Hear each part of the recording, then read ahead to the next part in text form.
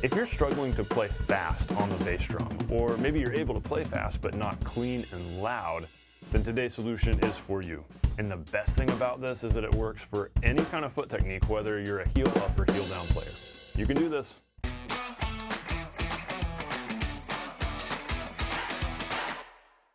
I'm also going to teach you a fun exercise you can use to build foot speed and even foot coordination today, so it's going to be cool.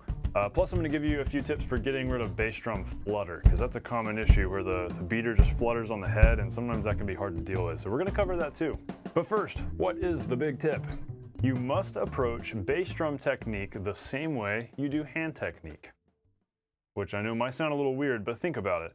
When we're talking hand technique and playing well with our hands, the big thing we always land on is rebound. You've got to have good rebound, so you have to have loose grip to allow for that rebound. And if you're going to play loud, you have to have especially a lot of rebound, because there's got to be a lot of stick motion going on. So we have to have this kind of motion if we're going to play loud, if we're going to play powerful. We have to have a lot of that stick height. We can't just bury the sticks and hope to play loud and strong. That's kind of where this goes into kick drum technique. So on the bass drum, if we're going to play loud and strong and quickly, well, we have to employ those same mindsets where we have to have a lot of beater distance, a lot of beater angle. The beater's got to be moving a lot in order to play as fast and as powerfully as we want. Now, if you're more into burying the beater than bouncing it, like if you prefer to play versus, that's fine. You can do what you want to do, but I'm going to try to convince you that bouncing is better. Either way, these tips that I'm going to share with you will work for both of those. I think that they'll work better for bouncing it. So here's the first thing we want to do. We want to adjust our pedal to have as much beater angle as possible.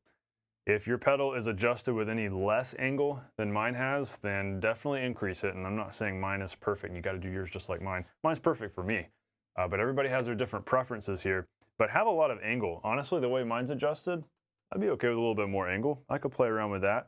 Because don't be afraid of the fact that the beater is going to come back and potentially hit you in the foot. I think that's what people are scared of, and that's why they don't want to adjust the beater as far back as it needs to be, because the worry is, oh, well, as I'm playing, coming back and it's hitting my foot. But here's the thing, if you have your foot on the foot plate, you can control that motion and it doesn't have to hit your foot every time. By maintaining a little bit of foot pressure there, my toe is always in contact with the pedal, a part of my foot is always in contact with the foot plate, I can keep it from bouncing back all the way. So you can have as much beater angle as possible and you can still prevent it from coming back and hitting your foot. We want to have a lot of beater angle so that we can get that big motion, because that's what we're going to need if we're going to play loud and powerfully. So the quick little action step right here is get your pedal, get your tuning key out. Every pedal is pretty similar where there's something you can loosen somewhere that allows you to pull the angle back. So go do that with your pedal. Give yourself more angle than maybe you're comfortable with and see how it goes. See if you can get used to it. Now, we don't want to only adjust our beater angle. We want to also get used to playing, utilizing that beater angle. So if we're going to play loudly, we don't want to try to play like this, where it's like we're choking up on it and it gets clumsy and stiff. Instead, let's let it move.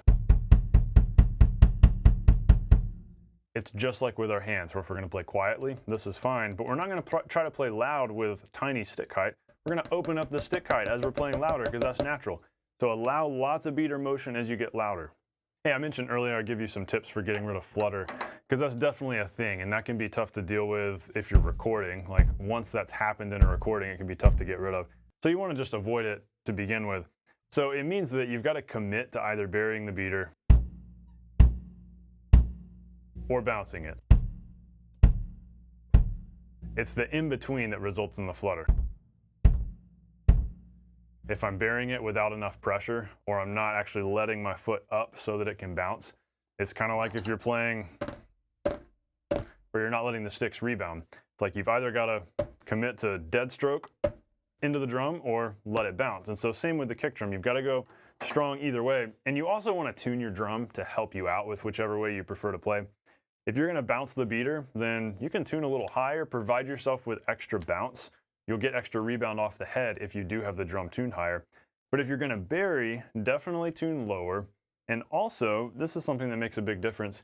If you don't have a hole cut in your front head out there, then this head on this side is going to be a lot springier because the air doesn't rush out. So there's more resistance from the head, and there's actually more rebound that you're going to feel if you don't have a hole cut in your front head. But if you have a hole cut in the front head, suddenly it feels a lot deader. The drum feels a lot deader, which is kind of the normal kick drum feel we get used to because most of us have those holes cut in the heads unless we're playing jazz and we're going for, you know, that very resonant, warm kind of tone. If you're going to bury, use that big toe to press things down. I'm literally like stiffening up my big toe and putting big toe pressure in there. Otherwise, it doesn't want to bury that firmly. I end up with, it's just not quite sturdy and concrete enough of a period at the end of the sentence if I don't use my big toe. So you've got to use that big toe to really plan it. And then if you're going to bounce it, on the flip side, you've got to snap that toe back. So I'm actually playing pretty much with my toe, where I'm pointing my toe down a little bit to play that, but then I'm releasing it. But in releasing it, my foot's not totally coming off, otherwise that happens and that's a mess. We've got to still have that control.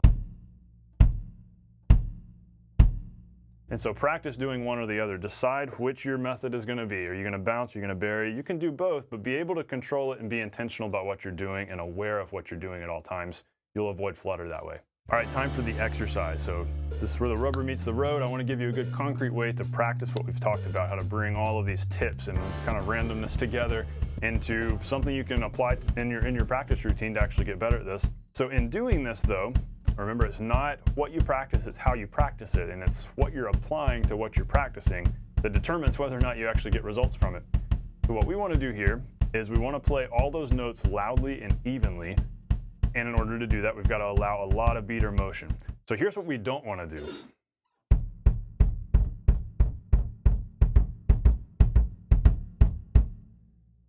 That's not good. We don't want that because we're trying to play loud and strong.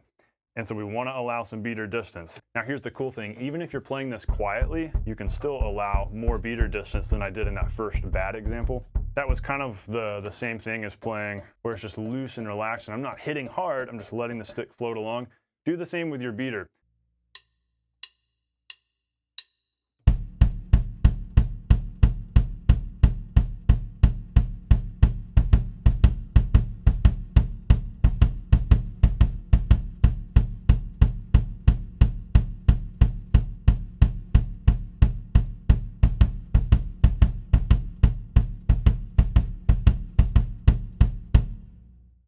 A couple of really cool things are going to happen when you do that. Your time is going to improve, and you're going to become more relaxed. You're going to feel like your bass drum is just playing itself, and your foot's relaxing because the laws of physics are actually helping to take over. In the same way we want laws of physics to take over with our timekeeping, we also want laws of physics to take over with our foot, especially if we're playing steady eighth notes like that, just pulsing back and forth like that. And so we want to be able to be relaxed and let physics help keep the time steady so that we're not trying to think about that and trying to keep it steady on our own. Remember that when you can let go of control on the drums, things actually get more stable. Time gets better. It's hard to do, but you've got to let go of that control, let go of that stiffness, stop letting go so tightly and just let it relax. Your time's going to improve. Now to take this to the next level, let's work the left foot in. You could either keep time with your left foot, which is tough, or you could let your left foot be an interactive part of this by alternating with your right foot and filling in the spaces like this.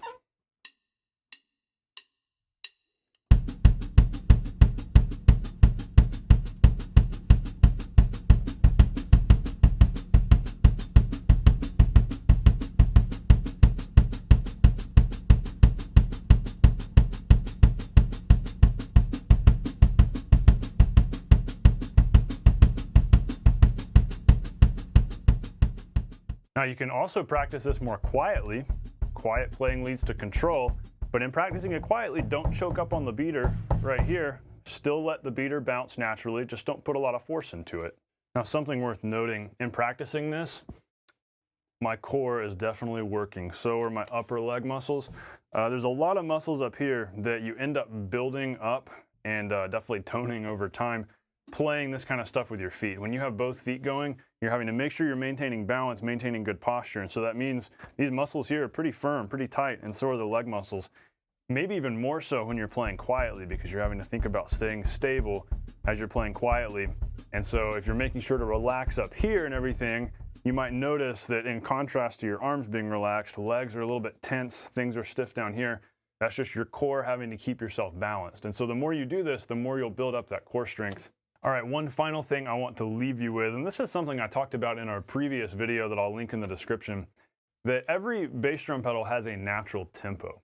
What I mean by that is if you take the beater and you pull it back like this, get your foot out of the way and just let it go. Dun, dun, dun, dun, dun. Has that natural tempo it wants to go. It's all based on beater length and beater weight. A little bit of spring tension plays into that too. Bump, bump, bump, bump, bump, bump, bump, bump, bump. And so what's cool is when you find that tempo,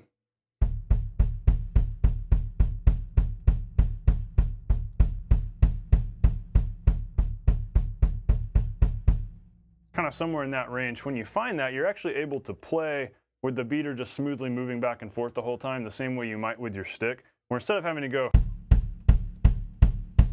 where in this case we're bouncing and then it's landing right here in the middle every time, well, instead we can keep more of a smooth motion.